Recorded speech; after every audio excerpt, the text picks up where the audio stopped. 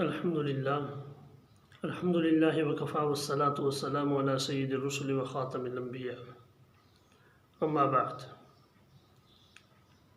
ذی الحجہ کا مہینہ تقریباً شروع ہونے والا ہے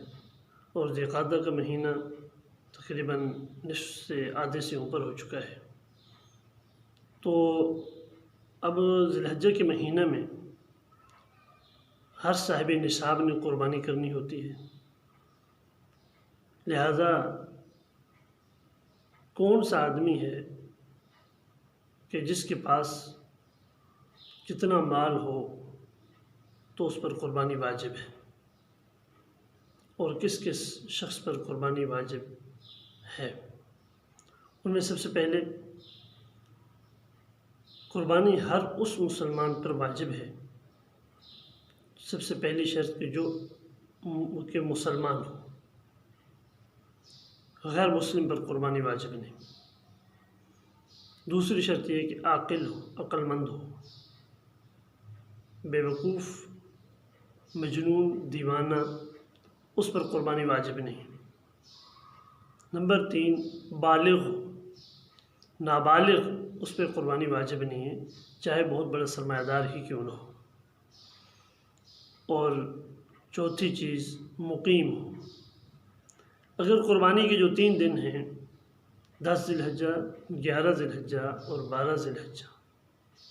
ان 3 دنوں میں اگر کوئی بہت بڑا سرمایہ دار ہی کیوں نہ ہو،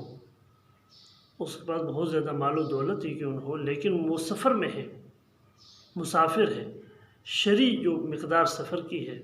شرعی سفر جو بنتا ہے، اس شرعی سفر کے اندر ہے وہ،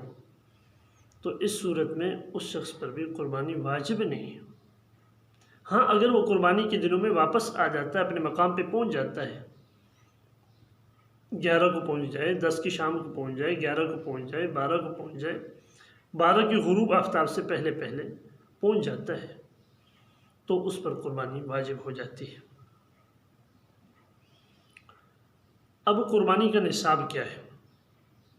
کہ کس شخص پر قربانی واجب ہے، اس پاس کتنی مالیت ہونی چاہیے کہ جس مالیت کی بنا پر اس پر قربانی واجب ہو سکتی ہے یا ہے۔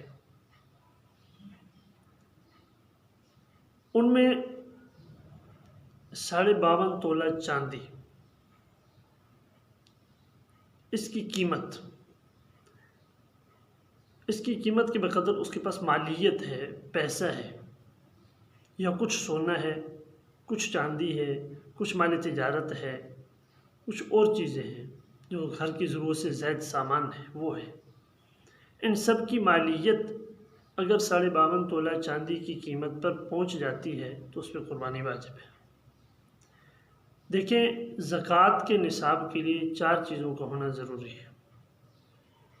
سونا، چاندی، مال تجارت، روپیہ پیسہ۔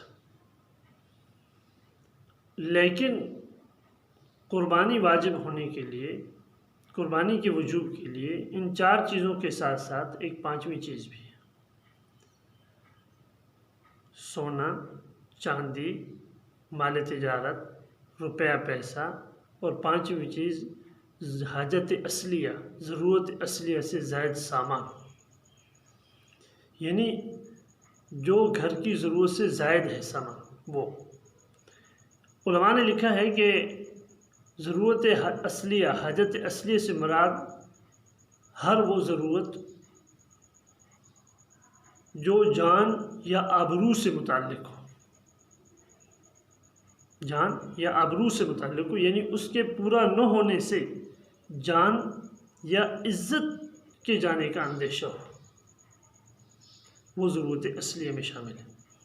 کھانا پینا، کپڑے وغیرہ، کھانا پینا انسان کھائے پیے نہیں تو جان کا خطرہ ہے، کپڑے وغیرہ نہ ہو تو عزت کا خطرہ ہے، اور رہنے کا مکان۔ اسی طریقے سے جو اہل صنعت و حرفت والے حضرات ہیں، ان کے جو پیشہ کے اوزار ہیں، وہ بھی ضرورت اصلیہ اور حاجت اصلیہ کے اندر داخل ہیں۔ اس لیے جو بھی آدمی، جس آدمی کے پاس بھی اگر کچھ تھوڑا بہت سونا ہے، یا کسی عورت کے پاس تھوڑا بہت سونا ہے، ویسے سونے کا الگ نصاب تو 7.5 تولے سونا ہے،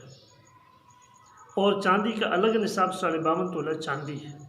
اگر کسی آدمی کے پاس 7.5 تولے سونا خود موجود ہے تو اس پر بھی قربانی واجب ہے، یا 52.5 تولہ چاندی موجود ہے یا اس کی قیمت کے بقدر پیسے موجود ہیں تو قربانی واجب ہے، یا اس کے پاس مال تجارت اتنا پڑا ہوا ہے، کاروباری آدمی ہے، مال تجارت اتنا ہے کہ اس مال تجارت کی مالیت کو جمع کیا جائے تو 52.5 تولہ چاندی کی قیمت کے برابر کو پہنچ جاتا ہے تو بھی قربانی واجب ہے، یا گھر کا ضرورت سے زائد اتنا سامان پڑا ہوا ہے، بچے کی شادی کی، بچی کی شادی کی تیاریاں کر رہے ہیں اور وہ بچی کا جہیز لے کر رکھا ہوا ہے، یا بچے کی شادی کی ہے، بہو لے کر آئے ہیں، بیٹے کی شادی کی ہے اور اس کا سامان اتنا جہیز میں ملا ہے کہ وہ ابھی تک بغیر استعمال کے پڑا ہوا ہے، تو یہ سارے کا سارا سامان کی قیمت لگائی جائے گی، اور اگر 52.5 تولہ چاندی کی قیمت پر پہنچ جاتا ہے تو اس پر بھی قربانی واجب ہے۔ قربانی کے وجوب کے لیے ہمیں اپنے گھروں کے اندر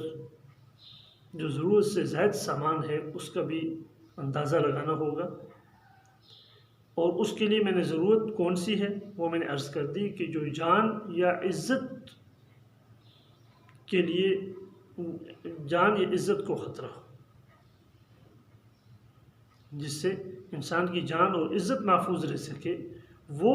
ضرورت اصلی ہے، اس کے علاوہ سب کچھ جو ہے وہ ضرورت سے زائد ہے۔ اللہ تبارک و تعالیٰ سے دعا ہے کہ اللہ تعالیٰ ہمیں اپنے اس قربانی والے حکم کو